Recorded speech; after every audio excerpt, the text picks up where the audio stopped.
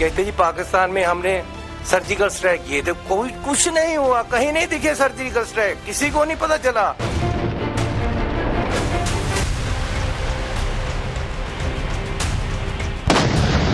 कांग्रेस कोई भी ऐसा अवसर, कोई भी ऐसी कसर क्यों नहीं बाकी छोड़ती जिसमें पाकिस्तान की सेना और पाकिस्तान के सरकार को, पाकिस्तान के आतंकवादियों को ऑक्सीजन सप्लाई जहां होता हो। ये बाहर से CWC है और अंदर से PWC है। बाहर से कांग्रेस वर्किंग कमेटी है और अंदर से देखा जाए तो पाकिस्तान वर्किंग कमेटी है। तो क्या वाकई बीजेपी के मुताबिक देश की सबसे पुरानी और स्वतंत्रता आंदोलन में हिस्सा लेने वाली पार्टी कांग्रेस पाकिस्तान के वर्किंग कमेटी की तरह बिहेव कर रही है? क्या कांग्रेस के लिए मोदी विरोध इतना जरूरी हो गया है कि इसके लिए उसे पाकिस्तान परस्त सियासत भी कबूल है? सवाल पूरे विपक्ष को लेकर भी है कि उनकी सियासत पाकिस्तान से बदला लेने पर केंद्रित होनी चाहिए या वहाँ के चैनलों में हेडलाइन बनने पर। पहलगाम हमले के 11 दिन बीत चुके हैं। सरकार आतंकियों के लिए कल्पना से परे सजा का ऐलान कर चुकी है। फाइनल स्ट्राइक से पहले आतंक को पोसने वाले पाकिस्तान की कमर तोड़ने का काम चल रहा, लेकिन दूसरी ओर कांग्रेस के नेता एक के बाद एक विवादित बयान देते जा रहे हैं। कल कांग्रेस वर्किंग कमेटी की बैठक हुई। प्रस्ताव सरकार के साथ चट्टान की तरह खड़े रहने और आतंकियों के खिलाफ कड़े एक्शन का पारित हुआ, लेकिन जब प्रेस कॉन्फ्रेंस में कांग्रेस सांसद और पूर्व CM चरणजीत सिंह चन्नी आए तो सर्जिकल स्ट्राइक पर सवाल खड़ा कर सबूत मांगे। आज तक मैंने तो पता नहीं चला मुझे तो कहाँ स्ट्राइक हुए हैं, कहाँ बंदे मारे गए थे उस समय, कहाँ वहाँ पाकिस्तान में हुआ था। हमारे देश में आकर कोई बम गिरे पता नहीं चलेगा। कहते जी पाकिस्तान में हमने सर्जिकल स्ट्राइक किए थे, कोई कुछ नहीं हुआ, कहीं नहीं दिखे सर्जिकल स्ट्राइक, किसी को नहीं पता चला। अभी सबूत मांगते हैं क्या आप? अरे मैं तो हमेशा मांगता रहा हूँ भैया। कहा तो सर्जिकल और एयर स्ट्राइक से भी बड़े अटैक की बात हो रही है, लेकिन ऐसे समय में कांग्रेस नेता का सर्जिकल स्ट्राइक पर सवाल खड़े करना और सबूत मांगना क्या पाकिस्तान परस्त सियासत नहीं? बयान आया तो बवाल होना तय था। बीजेपी ने पलटवार किया। संबित पात्रा ने कांग्रेस के इस बयान को सेनाओं का मनोबल तोड़ने वाला और आतंकियों को ऑक्सीजन सप्लाई करने वाला बताया। 2019 के सर्जिकल स्ट्राइक को लेकर पाकिस्तान में खलबली मची। पाकिस्तान के तमाम मंत्रियों ने इस विषय को स्वीकारा।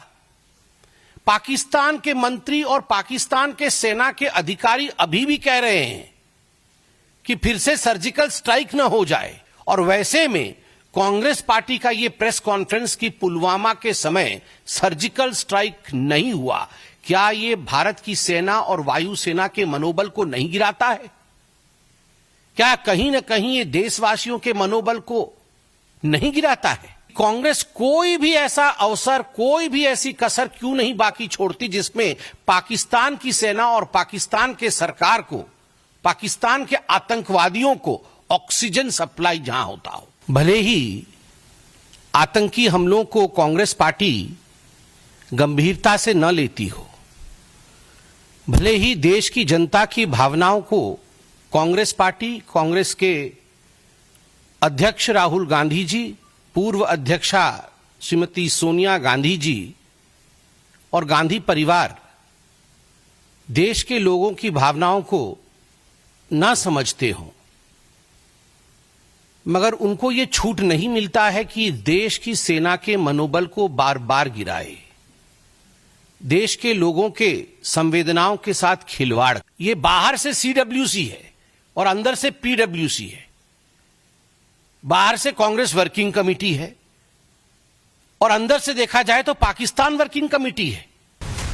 बीजेपी कांग्रेस वर्किंग कमेटी को पाकिस्तान वर्किंग कमेटी का नाम दे रही। पहलगाम हमले के बाद चन्नी समेत कांग्रेस के आधे दर्जन से ज्यादा नेता विवादित बयान दे चुके हैं। सिद्धारमैया ने युद्ध की जगह शांति की वकालत की। रॉबर्ट वाड्रा ने आतंकी हमले की वजह मुस्लिमों को दबाना बताया। मणिशंकर अय्यर ने वजह गलत बंटवारे को बताया। विजय वडेट्टीवार ने धर्म पूछ कर मारने वाली बात को गलत बताया। सैफुद्दीन सोज और तारिक अहमद कर्रा ने ऐसे समय में भी पाकिस्तान से बातचीत की वकालत की। हालांकि कांग्रेस आलाकमान ने इन नेताओं के बयान से पार्टी को अलग किया, लेकिन इस बार तो हद हो गई। कांग्रेस वर्किंग कमेटी की बैठक में प्रस्ताव पर जानकारी देने चन्नी आए तो वही आपत्तिजनक बोल गए। सवाल है कि बार बार ऐसे बयान क्यों? क्या ये वोट बैंक की पॉलिटिक्स है या फिर पाकिस्तान के चैनलों में हेडलाइन बनने की टैक्टिक्स? हालांकि बयान पर बवाल तय था तो चन्नी ने पलटी भी मारी। सर्जिकल की बात आज कोई है ही नहीं है भैया, और ना ही उसके सबूत मांगे जाते, ना ही मैं मांग रहा हूं। अब मैं नहीं मांग रहा हूं, मैं ये कह रहा हूं कि इस बात को इधर उधर घुमाने की कोशिश मत करो। ये बहुत ही सेंसिटिव इशू है। तुम इधर उधर की बात मत कर, बता के काफिला लुटा क्यों। झूठ और यूटर्न की इंतहा देखिए कि चन्नी कह रहे हैं वो सर्जिकल स्ट्राइक का सबूत नहीं मांग रहे। बीजेपी ने पलटवार किया तो निशाने पर सिर्फ कांग्रेस नहीं बल्कि पूरा विपक्ष था। वहां जय जयकार हो रही है अखिलेश यादव की, वहां जय जयकार हो रहा है अरविंद केजरीवाल का पाकिस्तान के पार्लियामेंट में। तो राहुल गांधी ने सोचा, अरे ये हम रावलपिंडी अलायंस वाले, हमारे 2 लोगों का तो बड़ाई हो चुका है, तो हम पीछे क्यों ठहरे। चन्नी जी को छोड़ा कि सीडब्ल्यूसी की मीटिंग के बाद तुरंत आप प्रेस कॉन्फ्रेंस करिए, हमारी भी जय जयकार हो वहां पर। दरअसल कुछ दिनों पहले पाकिस्तान की संसद में विपक्ष के बयानों को आधार बनाकर भारत सरकार पर हमला बोला गया था। विपक्ष को आधार बनाकर पाकिस्तान की संसद में मोदी सरकार को मुस्लिम विरोधी कहकर हमला बोला गया था। यकीन करें कि उसकी पूरी इंडिया की जो अपोजिशन है वो भी उसकी मजम्मत कर रही है। अभी आप जाएं, जो जैसे दिल्ली के सीएम ने उसकी मजम्मत की है, दिल्ली में आम आदमी पार्टी के जो लोग हैं उन्होंने उसकी मजम्मत की है, उत्तर प्रदेश में आप जाएं समाजवादी पार्टी ने उसकी मजम्मत की है। किसी ने भी मोदी को इतनी सपोर्ट नहीं दी, उसको कहा है कि ये तुम्हारा वाकया है, तुम पहले ही मुसलमानों के खिलाफ हो, अभी तुम्हें जो है अपने के लिए कोई ना कोई कवर चाहिए। तो सवाल तो है कि विपक्ष क्या मोदी विरोध में मर्यादा पार कर रहा? क्या ये समय आतंक के खिलाफ बिना शर्त एकजुट होने का नहीं है, या फिर ऐसे समय में भी विपक्ष वोट बैंक के पॉलिटिक्स की गुंजाइश तलाश रहा? वोट बैंक पॉलिटिक्स का सवाल इसलिए भी कि फारूक अब्दुल्ला जैसे नेताओं को देश से पाकिस्तानियों को बाहर निकालने का फैसला चुभ रहा। जहाँ तक मेरा इंसानियत का सवाल है, ये ऐसा कार्रवाई बेहतर नहीं है, ये इंसानियत के खिलाफ है। वो यहाँ 70 साल से रह रही थी, या 25 साल से रह रही थी, या 5 साल से रह रही थी, वो यहाँ थे, उसके बच्चे यहाँ थे, पढ़ते थे, उन्हें हिंदुस्तान को कोई जख्म नहीं दिया, बल्कि हिंदुस्तान को कबूल किया। तो इससे कोई नतीजे अच्छे नहीं होते। सवाल है कि आतंक एक्सपोर्ट करने वाले पाकिस्तान के लोगों से हमदर्दी क्या सिर्फ वोट बैंक की? क्या ये वोट बैंक की रेसी है कि पहले आतंकियों द्वारा धर्म पूछकर हिंदुओं को मारने वाली बात को नकारने की कोशिश हुई और अब पाकिस्तान वापस भेजे जा रहे वहां के लोगों से हमदर्दी? सवाल ये भी है कि जब देश एक सुर में आतंकिस्तान के सिर को कुचलने की बात कर रहा, तो ऐसे समय में पाकिस्तान के लिए टूलकिट वाले बयान क्यों? Bureau report, times now Bharat. तो चलिए, आपने रिपोर्ट देखी, आपने ये रिपोर्ट देखी। मैं आपका परिचय आज के मेहमानों से करवाता हूं। हमारे साथ आरपी सिंह भारतीय जनता पार्टी के नेता और प्रवक्ता, शुभरास्ता है पॉलिटिकल एनालिस्ट के तौर पर, चंद्रमोहन शर्मा जी कांग्रेस पार्टी के नेता, फराज किदवई है समाजवादी पार्टी के नेता और प्रवक्ता, नीलोफर मसूद है नेशनल कॉन्फ्रेंस की नेता और प्रवक्ता, और डॉक्टर रविशंकर रवि है आरजेडी के नेता और प्रवक्ता। आप सभी का बहुत बहुत स्वागत है। शुरुआत में चंद्रमोहन जी आपसे करता हूँ, मतलब ये ठेका ले रखा हुआ है कांग्रेस के नेताओं ने कि आला कमान ने कह दिया, या तो अंदर खाने में कोई अंडरस्टैंडिंग है, हम मना करते रहेंगे, तुम बोलते रहना, पाकिस्तान चैनलों में हेडलाइन बनती रहेगी।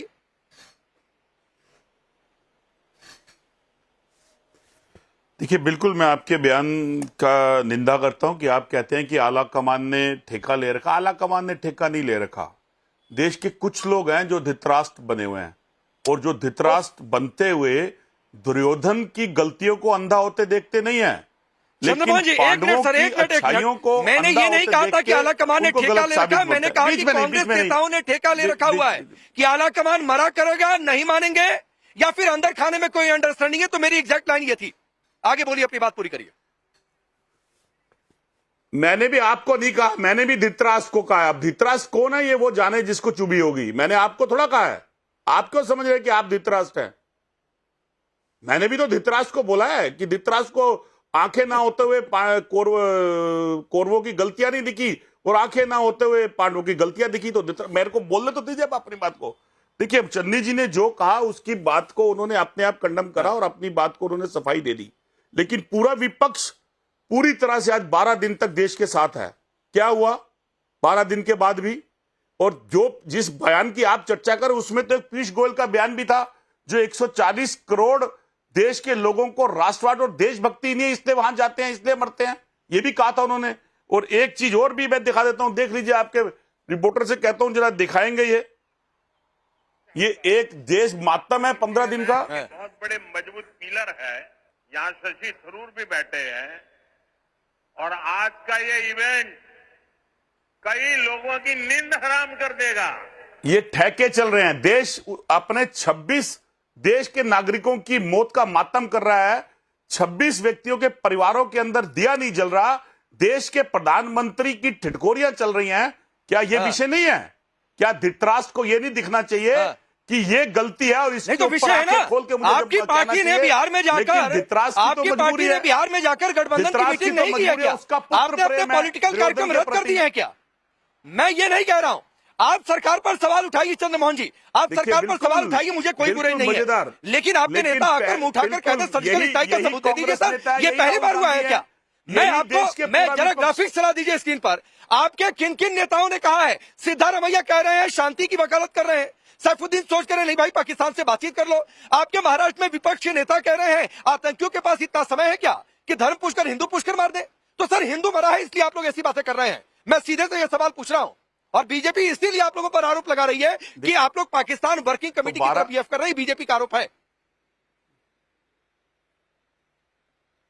देखिए बीजेपी की तो प्रॉब्लम यह है कि बीजेपी जो है भागते जाओ पार्टी है, अंदर से और बाहर से बीजेपी है, वो अपने उन 12 दिन के मुद्दों से भाग रही है, क्योंकि आज सबसे कमजोर नेतृत्व इस बात से साबित होता है कि जो 4 के बदले 40 से चंद्रमोहन जी, मुंबई अटैक के बाद तो आज तक आप लोगों ने कोई एक्शन नहीं लिया सर, और देश के और क्यों एक्शन नहीं लिया इसका एक किताब में खुलासा कर चुका है अमेरिका के राष्ट्रपति ने, तो मैं उधर नहीं जाना चाहता हूं। 12 दिन 20 दिन 25 दिन 30 दिन पूरा 30 दिन जब भी सरकार एक्शन ले, लेकिन एक्शन ले, लेकिन सवाल यह है कि आक्रोश के समय में ऐसे नेताओं के बयान आ जाए और आप लोग कहें ठीक है जस्टिफाई करने पर बैठ जाए। ऐसा धृतराष्ट्र मत बनिए भाई। देखिए ऐसा अरे सर ये कौरव पांडव की बात नहीं हो रही है, जो राष्ट्र महाभारत के समय मत जाइए सर, अभी एक धर्म युद्ध है और धर्म युद्ध है आतंक के खिलाफ, और आपकी सबसे पुरानी पार्टी बिना किंतु परंतु के सर ऐसे नेताओं को तुरंत सस्पेंड कर देना चाहिए था पार्टी से। 140 करोड़ में कि जाओ हटो, ऐसी बातें क्यों कर रहे हो? राष्ट्रवाद और राष्ट्रभक्ति नहीं है। एक कैबिनेट मंत्री कह रहा है कि इसलिए वो वहां जाते हैं। अरे सर आप बीजेपी के प्रवक्ता हैं, पहले अपने नेताओं पर बोल लीजिए ना सर। सिद्धारमैया, विजय वडेट्टीवार, सैफुद्दीन सोच, तारिक कर्रा, कितने नाम गिनवाऊं? पाकिस्तान अब चरणजीत सिंह चन्नी, कितने नाम गिनवाऊं? सबूत चाहिए, सबूत चाहिए, आपको सबूत चाहिए हिंदुओं के मरने का, आपको सबूत चाहिए सर्जिकल स्ट्राइक का सर। गुजरात के वो खड़े होके क्या कह रहे थे वहां पर ओबराय होटल के पास, याद है आपको? याद है क्या बोल रहे थे वो उस समय? और आज की सरकार क्या हाथों में चूड़े पहन के बैठी है? पूरा विपक्ष साथ दे रहा है, पूरे विपक्ष के हर नेता आज देश के साथ है, एकजुट। तो आपने सीख लिया, हर धर्म के समय से आपने सीख लिया कि पॉलिटिक्स करना है, टेरर के समय भी पॉलिटिक्स करना है, आपने सीख लिया है। एक शब्द में मजम्मत नहीं हो सकती है, और मजम्मत करेंगे तो किंतु परंतु के साथ करेंगे। आला कमान कहेगा कोई अरे चंद्रमोहन जी, आला कमान कहेगा कि कोई नेता ना बोले, पार्टी की स्ट्रिक्ट लाइन है, लेकिन बावजूद गजब का डिसिप्लिन है, गजब का लोकतंत्र आपने बना के रखा हुआ है कि पार्टी आला कमान कहेगा कि पार्टी लाइन से अलग हटकर नहीं जाना है, हर पार्टी का दूसरा नेता मुंह उठाकर आकर बोल देता है। हिम्मत नहीं है तो ये नेतृत्व अपना बदल दीजिए, विपक्ष को दे दीजिए, हम पाकिस्तान को मुंह तोड़ जवाब दे देंगे अपने 26 व्यक्तियों की जानों का। अरे सर यही तो दिक्कत है, कर देंगे। अब मुझे समझ में आया। नहीं ठीक है चंद्रमोहन जी, अब मुझे समझ में आया कि आप लोगों की दिक्कत क्या है। आप लोगों को इस ऐसे समय में भी सत्ता चाहिए, आप चाह रहे हैं कैसे भी गेम चेंज हो जाए, पावर आ जाए हाथ में, उसको आपका दर्द ये है सर, आपका दर्द ये है, मुझे समझ में आ गया। चलिए आरपी सिंह, ठीक है सर, मैंने आपको समय दिया चंद्रमोहन जी, इतना समय दिया और करीब करीब 6 से 7 मिनट मैंने आपको दिया, आपसे बातचीत करता रहा कि कहीं आप बिना किंतु परंतु के आप आलोचना कर दें और कह दे कि ऐसे नेताओं को पार्टी से सस्पेंड कर देना चाहिए, किसी भी पार्टी के नेता हो, कम से कम ऐसे समय सियासत नहीं होनी चाहिए। आप इस लाइन पर नहीं आए। अब आरपी सिंह एक रिप्लाई करिए, फिर आगे बढ़ता हूं। ये कह रहे हैं कि मोदी तब क्या कर रहे थे जब 26/11 हुआ, ये कह रहे हैं कि आपके नेताओं के बयान, आप इवेंट में लगे हुए हैं, तो रिप्लाई करिए सर, और जवाब ये भी कि केवल एक्शन फैक्शन होता रहेगा कि कुछ फाइनल स्ट्राइक भी होगी, कब होगी, इनका सवाल है। राकेश पांडे जी, जिन्होंने चश्मा लगा रखा हो पाकिस्तान का, उनको कैसे हिंदुस्तान की सेना का प्रक्रमण दिखेगा? उनको कैसे दिखेगा हिंदुस्तान की सेना क्या कर रही है, जहां हिंदुस्तान की कूटनीतिक करने वाले लोग क्या कर रहे हैं? उनको नहीं दिखेगा, उन्होंने पाकिस्तान का चश्मा लगा रखा है। तभी तो इनकी जो कल मीटिंग थी वो कांग्रेस वर्किंग कमेटी की मीटिंग थोड़ा थी, वो तो पाकिस्तान की किसी रूलिंग पार्टी या अपोजिशन पार्टी की वर्किंग कमेटी की मीटिंग थी। इसलिए तो उन्होंने आते सार वो चन्नी का बयान नहीं था, इसलिए उसको निकाल भी नहीं सकते पार्टी से। वो बयान राहुल गांधी का बयान था, वो बयान खड़गे जी का बयान था, वो बयान आकर उन्होंने दिया इसलिए क्योंकि उनको कहा गया ये बयान आपने देना है। और ये इतनी बात कर रहे हैं कि इतना नहीं हुआ। सर, इंडस वैली के जो पानी को लेकर हमने संदेश भेजा, उसके कारण हमका हड़कंप मचा हुआ पाकिस्तान के अंदर। जो हमने ट्रीटी बंद कर दी, जो एयर स्पेस बंद कर दी, जो हमने उनके जो राजनयिक थे उनको वापस भेजा, उन सबके चलते उनके हड़कंप मचा हुआ है। हाँ, स्ट्राइक भी होगी, जो आर्मी ने करना हुआ करेगी, आपकी तरह नहीं है। 26/11 के बाद फली मेजर साहब ने पूछा था मनमोहन सिंह जी से कि हमें स्ट्राइक करने का मौका दो, मना कर दिया था मनमोहन सिंह जी ने, और कहा था, और ये सिर्फ फली मेजर जी नहीं कहा जो एयरफोर्स के चीफ थे, ये ओबामा साहब ने अपनी किताब में भी लिखा है और कहा कि उन्होंने कि किस प्रकार से सरकार एक्शन लेने से भाग रही थी उस समय। परंतु एक सेकंड रुकिए, परंतु वो कैसे बोल सकते हैं? सोनिया गांधी जी के आंखों से आंसू टपक रहे थे। ठीक है, जब ठीक है सर, जब दिल्ली में बाटलास हुआ था तब इन्हीं आतंकियों के लिए सोनिया गांधी जी के साहब, आपकी एक पार्टी के नेता ने कहा है कि चरणजीत सिंह चन्नी ने कुछ कहा, उस पर हम टिप्पणी नहीं करेंगे। 26 व्यक्ति एक रुक जाइए, रुकिए, आगे बढ़ने दीजिए। जो टिप्पणी नहीं करेंगे भाई, ये टिप्पणी करने वाली बातचीत नहीं है कि देश कह रहा है बड़ी स्ट्राइक चाहिए, एक नेता आकर कह दे सबूत चाहिए, फिर बाद में पलट जाए, तो पलटना काफी हो गया क्या?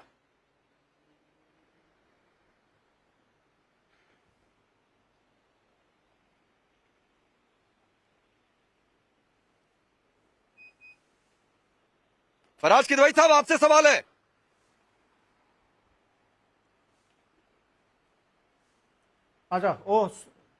अच्छा, सॉरी, मैं सुन नहीं पाया था। सॉरी राकेश जी, इस टाइम मैं आपकी बहुत तारीफ कर रहा हूं और वाकई आपने मेरा इस टाइम दिल खुश कर दिया, और मुझे लग रहा है कि आप इस टाइम पहलगाम में हैं, if I am not wrong, correct? Rakesh ji, आप पहलगाम में हैं ना?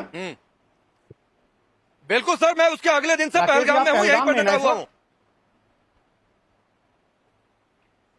बिल्कुल पहलगाम में। बढ़िया। आज अगर इस देश में चुनाव हो जाएं, तो प्रधानमंत्री जी के लिए मोदी जी से ज्यादा अच्छे कैंडिडेट आप रहेंगे।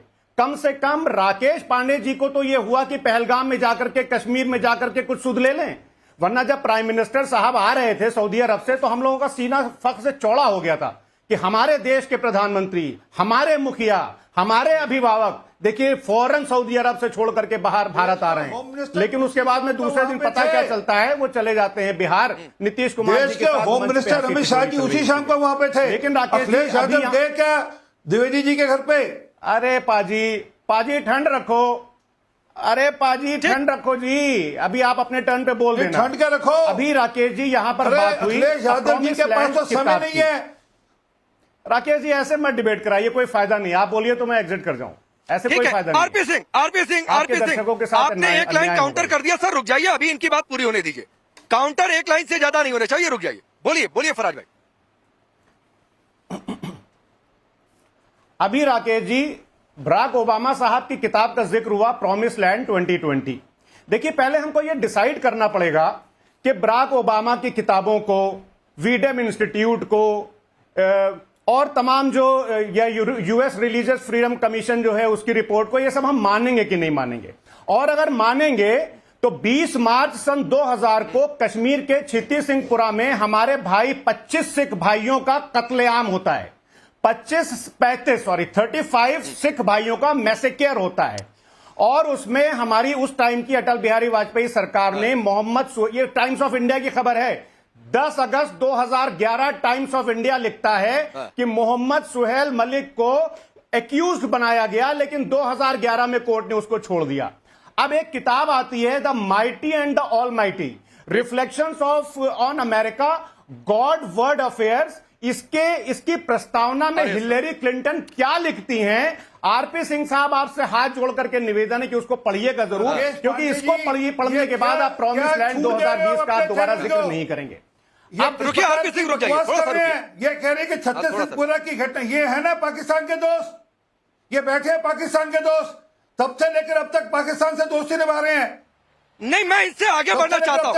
आरपी सिंह रुकिए, मैं इससे आगे बढ़ना चाहता हूँ। फराज भाई, ये किताब इधर उधर की बातचीत नहीं भाई, मेरा पहला सवाल ये था। आरपी सिंह रुकिए, नहीं, इधर फराज भाई, मेरा आपसे सवाल ये था कि चरणजीत सिंह चन्नी पर आपकी पार्टी के नेता कह रहे हैं कि इस पर कोई टिप्पणी नहीं करेंगे। क्यों टिप्पणी नहीं करेंगे?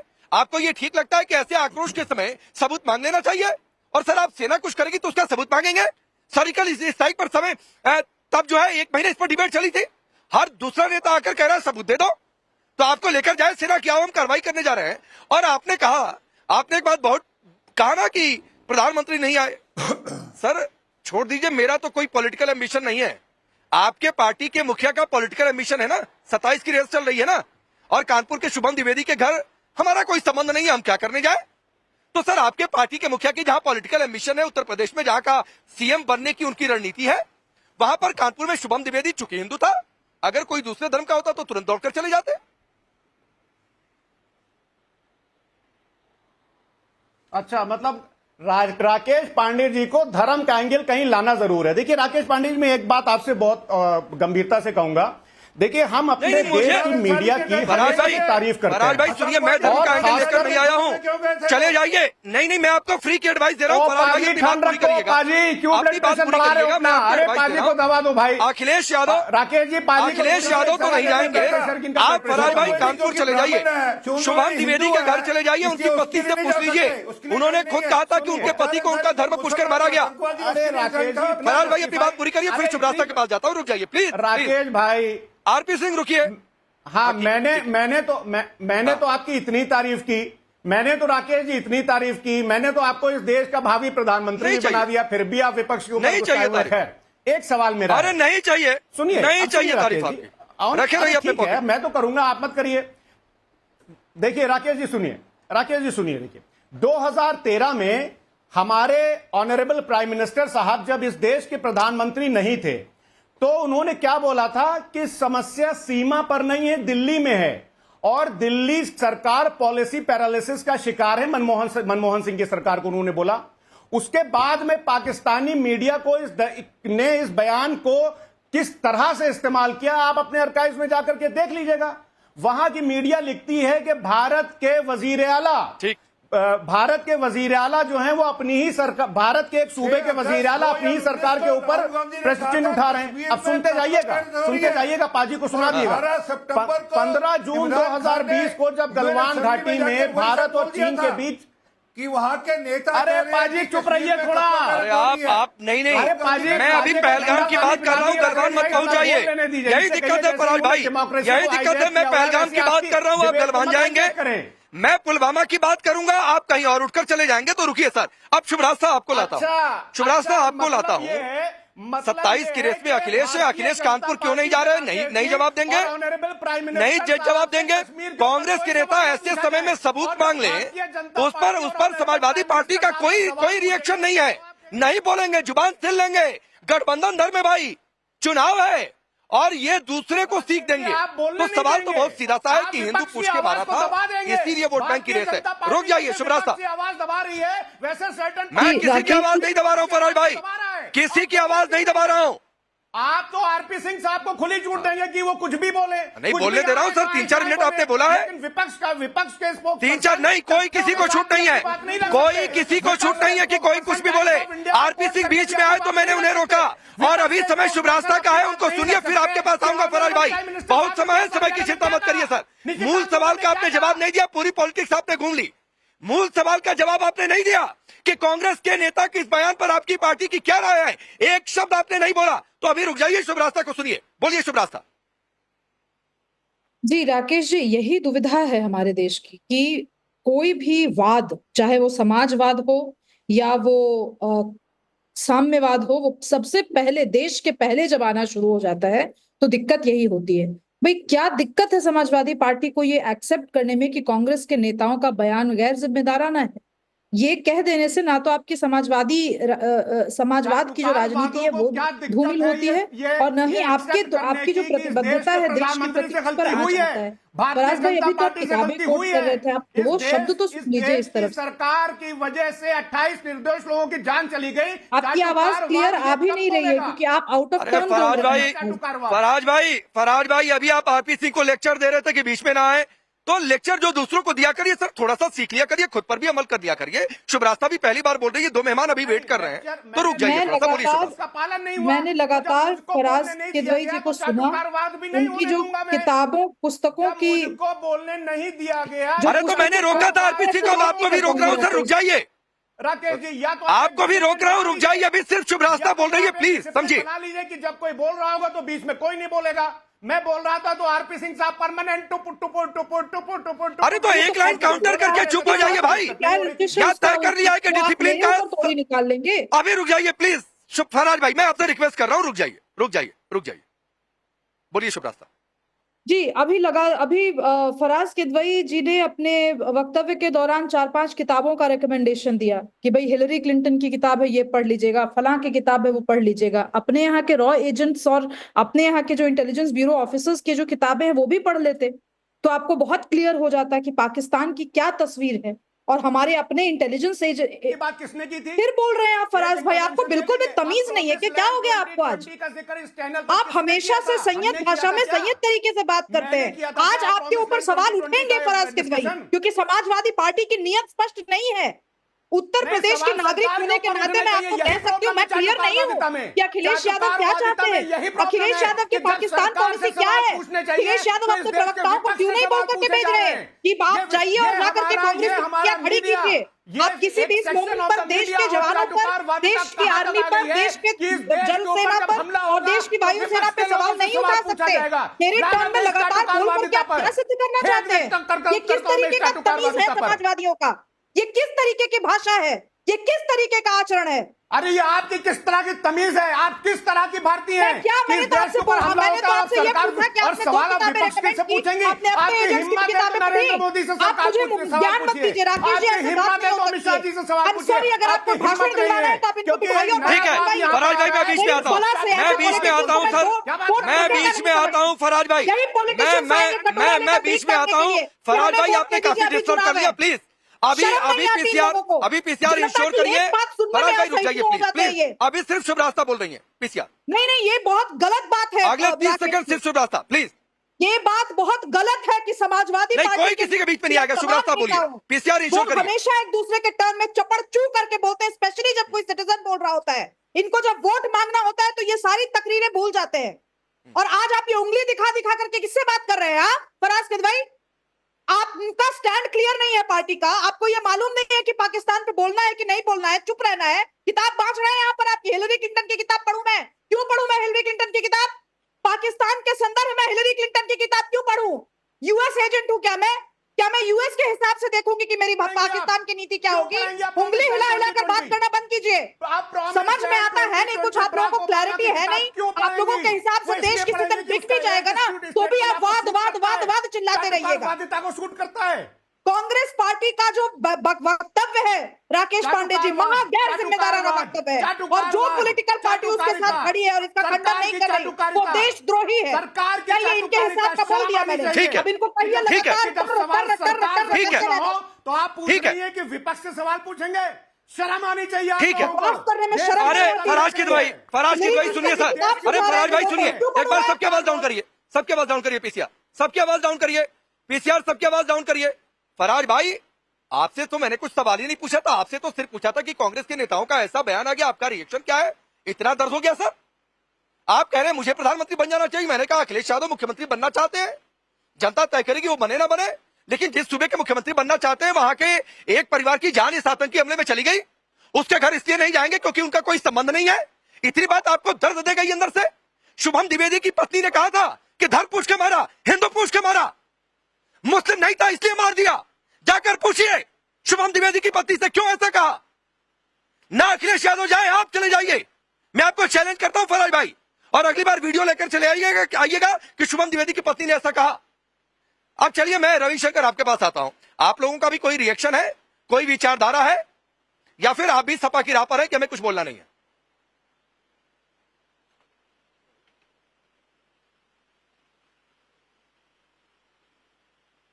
कोई भी गैर जिम्मेदाराना बयान दिया है तो उससे भी विपक्ष की किसी पार्टी को या पूरी पार्टी को पाकिस्तान वर्किंग कमेटी कहना गलत है। किसी एक नेता के कुछ बोल देने से पूरी की पूरी पार्टी को पाकिस्तान वर्किंग कमेटी कहना ठीक नहीं है। पहली बात, जब वो आतंकवादी हमला हुआ, हमारे लोग उसमें मारे गए, सर्वदलीय बैठक हुई, उस बैठक में सबने एकजुट होकर सरकार के हर फैसले के साथ खड़े रहने की बात कही, और वो बात पे आज भी लोग हैं, कोई उस पे कुछ कह नहीं रहा। लेकिन उसी बैठक में सरकार से एक चूक हुई, सुरक्षा की चूक थी वो, ये सरकार ने भी एडमिट किया, उसी मीटिंग में एडमिट किया। तो फिर कुछ सवाल उठने लगे। देखिए, बाहरी खतरा और आंतरिक सुरक्षा का जो मामला है, इसमें हम सब लोगों को एकजुट रहने की जरूरत है। लेकिन अगर चूक हुई है तो इस पे कुछ सवाल पूछ लिए जाने से कोई तो चूक कम हुई है देशभक्त तो हो इस जाता का है, सबूत मांगेंगे। कोई कम देशभक्त हो जाता है। रविशंकर जी, ऐसी चूक बात हुई है तो इस का सबूत मांगेंगे। हाँ, नहीं है, मैं वो कह ही नहीं रहा हूं, आप मुझे कंप्लीट करने दीजिए। और बीजेपी की, प्रधानमंत्री जी की प्राथमिकता क्या है, इस पे भी विचार होना चाहिए कि जब वो आते हैं तो ये बात सही है कि वो एक चुनावी सभा में चले अभी विचार रविशंकर जी, मैं फिर बीच में आऊंगा तो आपको दिक्कत हो जाएगी। मैंने कांग्रेस पार्टी के नेताओं के कम से कम 6-7 नेताओं ने बयान दे दिए, आपसे रिएक्शन पूछा तो आपने एक शब्द गैर जिम्मेदाराना बयान बोल के आप उसके बाद पूरा समय आपने बीजेपी को कोसने में लगा दिया। मुझे पता है कि गठबंधन की बैठकें चल रही हैं, मुझे पता है तेजस्वी यादव राहुल गांधी की बैठकें हो रही है बिहार चुनाव को लेकर, तो सर रुक जाइए, 10-15-20 दिन रुक जाइए। बिहार चुनाव में अभी समय है तो पॉलिटिक्स करते रहिएगा, लेकिन 10-15-20 दिन भगवान के लिए रुक जाइए। शायद आप सुनो मेरी बात राकेश जी, कश्मीर एक नहीं, मैं सुनाना चाहता हूं, आपके माध्यम से सुनाने की बात कहूं। आपकी पार्टी के ही नेता है ना चंद्रशेखर, आपकी पार्टी के नेता है ना चंद्रशेखर, उन्होंने कहा ना आतंकी ने धर्म पूछकर मारा, ये तो गलत है, ऐसा हुआ ही नहीं है। आपकी पार्टी के नेता चंद्रशेखर, नहीं सुनाओ तो बोलिए, सुनवा दूं उनका बयान आपको। मैं जो कह रहा हूं वो सुनिए, आप दूसरों का बयान मत सुनवाइए मुझे। मैं ये कह रहा हूं कि कश्मीर एक कॉन्फ्लिक्ट जोन है, ये हम सब लोगों को पता है, और सिक्योरिटी फोर्सेस सिविलियन का जो रेशियो है वहां पे वो वन ऑफ द हाईएस्ट है पूरी दुनिया के उस पे अगर आप देखें तो। और वहां पे जहां हमारे 2000 लोग जा रहे हैं वहां सुरक्षा की चूक होती है, तो सरकार से अगर कुछ सवाल पूछ दिए गए तो क्या वो सवाल पूछना गुनाह हो जाता है, या क्या किसी की देशभक्ति चूक हुई, गलत सरकार ने भी माना सर, ये कहना कौन जिम्मेदारी, किसकी जिम्मेदारी, क्यों नहीं देखा गया सर, ये सारे सवाल ठीक हैं और वक्त के साथ इन सवालों की जवाबदेही भी आप लोग भी तय करिएगा, हम लोग भी तय करेंगे सर मिलके। लेकिन अभी एक लाइन का सवाल मैं बार बार आपको लाना चाह रहा हूं कि ये गैर जिम्मेदार नेताओं पर एक्शन होना चाहिए कि नहीं होना चाहिए। 6-7 नेता कांग्रेस के, आपकी पार्टी के एक नेता, आप चुप हो जा रहे हैं क्योंकि आपको बिहार चुनाव की चिंता ज्यादा है, आप बोल नहीं पा रहे हैं। नहीं, मैं बिल्कुल बोल रहा हूं, जिस पार्टी के नेता ने गैर जिम्मेदाराना बयान दिया है वो उस पार्टी का मसला है, वो देखे जाने क्या करना है क्या नहीं करना है।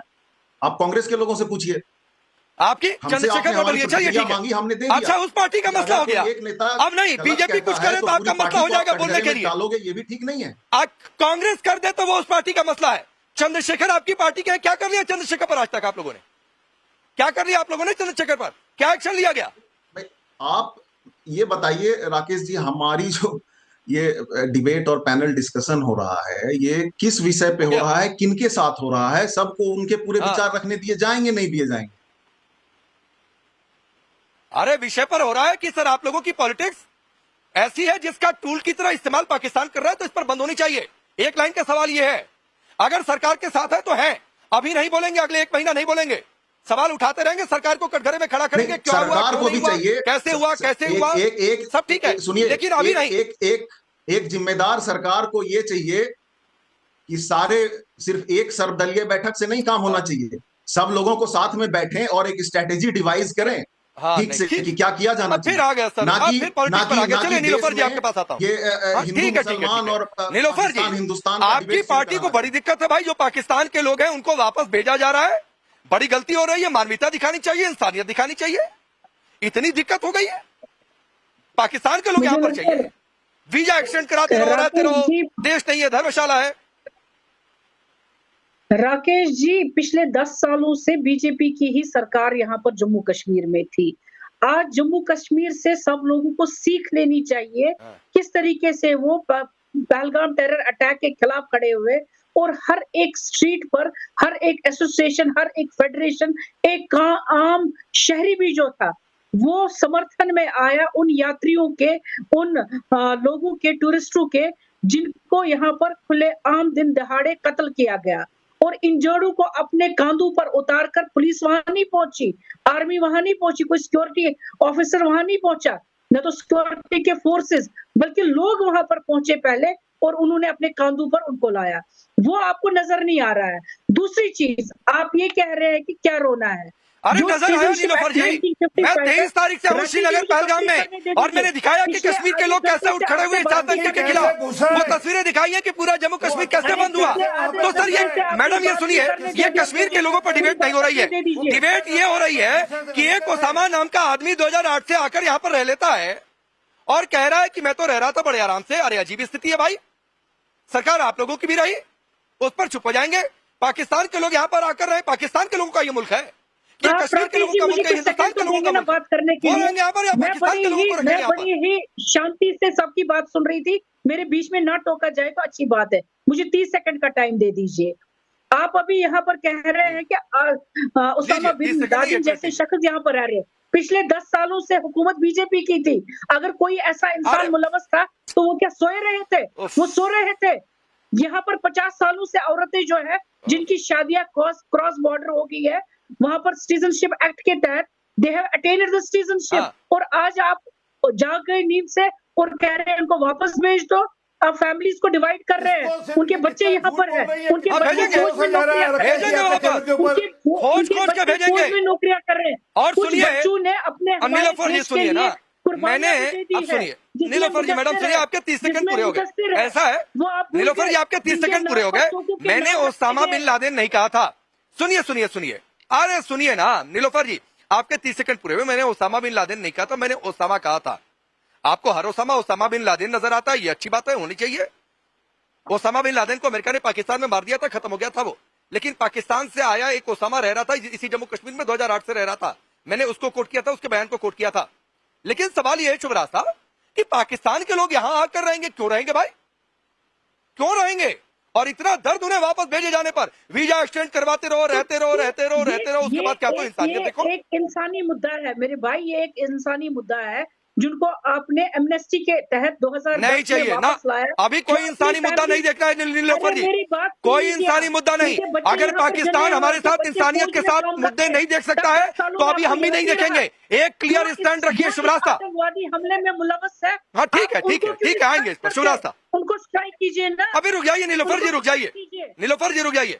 शुभराज साहब, पाकिस्तान हमारे इंसानों को मारेगा, हम उसके साथ इंसानियत बरते, ये चाहती है नीलोफर, उनकी पार्टी ये चाहती है। हम आपके साथ खड़े हैं जी। राकेश जी देखिए, जो नेशनल कॉन्फ्रेंस की प्रवक्ता है, जो वो भाषा बोल रही है, वही भाषा महबूबा मुफ्ती जी ने भी अपने एक साक्षात्कार में एक दूसरे किसी चैनल को दिए साक्षात्कार, मीडिया हाउस को दिए साक्षात्कार में कहा था। देखिए सिंपल सी, उसके लिए खुद रिस्पॉन्सिबल है। मैं उनकी प्रवक्ता यहाँ पर, मैंने आपकी बात बहुत ध्यान से सुनी नीलोफर, बोलने के लिए। जी मुझे बस रुक जाइए नीलोफर जी, शुभराज को बोलने दीजिए, बोलिए शुभराज। नीलोफर जी, मैंने आपकी बात बहुत ध्यान से सुनी। एक बार आप मेरा पक्ष भी जानने का प्रयास कीजिए। देखिए, कश्मीर को लेकर के अगर हम लंबी चौड़ी अगर बहस करना शुरू करेंगे राकेश जी, तो ये जो फॉर्मेट है प्रोग्राम का, उस पर हम नहीं कर पाएंगे। आज की जो स्थिति है, उस स्थिति में पाकिस्तान के साथ जो हमारे संबंध चल रहे हैं, उसके मद्देनजर अगर भारत सरकार ने कुछ लोगों का वीजा कैंसिल किया है और उनको जाने के लिए वापस कहा है, तो इस पूरे प्रोसेस में मुझे नहीं लगता कि हमें पाकिस्तान के साथ जाकर खड़े होने और उसकी हिमायत करने की जरूरत है। ह्यूमैनिटेरियन ग्राउंड्स तब काम आते हैं जब सामने से ह्यूमैनिटी का तकाजा दिया जाए। और ये तो वही लोग हैं ना जो हमेशा से कहते आए हैं कि भारत मुसलमानों के लिए बड़ी अनसेफ जगह है। तो भाई आप अनसेफ जगह से निकलकर सेफ जगह पर चले जाइए, दिक्कत क्या है इसमें पाकिस्तान को तो दिक्कत नहीं होनी चाहिए। हाँ, जिन लोगों को भेजा जा रहा है वापस, उन लोगों के अपने कुछ दर्द हो सकते हैं, और जब युद्ध होता है, युद्ध की परिस्थिति होती है या बनाई जाती है परिस्थितियां, इन तीनों अवस्थाओं में कोलैटरल डैमेज ह्यूमंस का ही होता है, नॉर्मल जो लोग होते हैं उनका होता है। जब वो वीजा लेकर भारत आए थे, उनको पता कि ये ठीक है शुभराज साहब, वक्त इतना ही है। एक बात नीलोफर जी आपसे कह देता हूँ, इस मामले में कम से कम ठीक है, कांग्रेस से कुछ नेताओं के बयान पर मुझे आपत्ति है, लेकिन कम से कम कांग्रेस और सपा ने जो लोगों को यहाँ से भेजा जा रहा है उस पर एक शब्द नहीं बोला है, तो कम से कम थोड़ी सी। और दूसरी बात है कि अगर कोई हमारे साथ मानवता नहीं देखेगा, इंसानियत नहीं देखेगा, तो हम भी नहीं देखेंगे। ये कॉन्सेप्ट बहुत क्लियर रहना चाहिए। और पाकिस्तान के साथ तो कम से कम एग्जैक्ट यही रखेंगे। ये देश है, धर्मशाला नहीं है। जो आतंकी भेजेगा उनके लोगों को भी यहाँ रहने नहीं देंगे। और इस पर सबकी एक राय होनी चाहिए। सियासत करते रहिए सर, सत्ता आती जाती रहेगी, देश रहना चाहिए। और ऐसे बयान नहीं कि पाकिस्तान कल को अपने संसद में बोले, कल को यूनाइटेड नेशन में जाकर उसने उन बयानों का इस्तेमाल करके देखो वहां के नेता तो ऐसा कह रहे हैं। तो सर ऐसी सियासत से सभी बाज आए।